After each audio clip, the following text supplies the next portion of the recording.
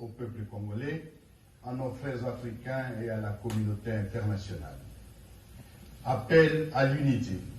nationale pour la stabilité de la République démocratique du Congo. Mû par la volonté de sauver la nation en danger et de restaurer la dignité du Congolais, la République démocratique du Congo, en tant qu'État.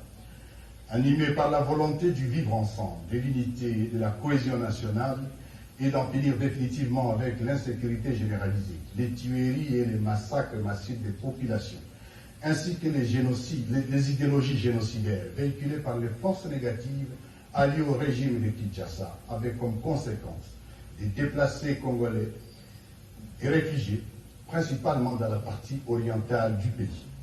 Convaincus que les statuts et le bien-être du Congo ne dépendent que des Congolais eux-mêmes et pas d'autres,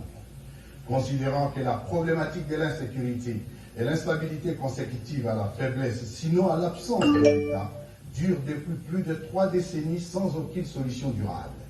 Considérant les déficits de gouvernance des institutions nationales et leur incapacité à restaurer l'autorité de l'État sur l'ensemble du territoire national et rassurer nos populations, entendu qu'il est malheureusement établi que le régime actuel de Kinshasa a instauré plutôt un mode de gouvernance des antivaleurs telles que la corruption, le détournement des deniers publics, la spoliation des biens publics et privés, le tribalisme, la discrimination, les mensonges, la chasse à l'homme,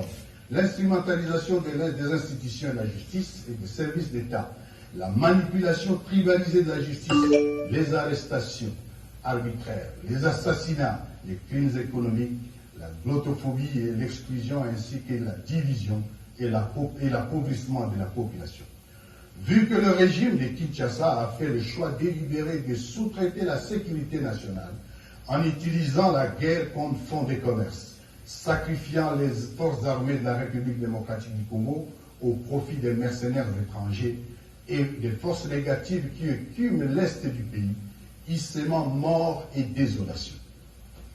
Étant donné que le gouvernement de la RDC viole délibérément la Constitution, les lois de la République et tous les traités internationaux conclus par notre pays, étant tous témoins de la confiscation du processus électoral en cours par le même régime à tous les niveaux et sa décision d'opérer un coup d'État électoral,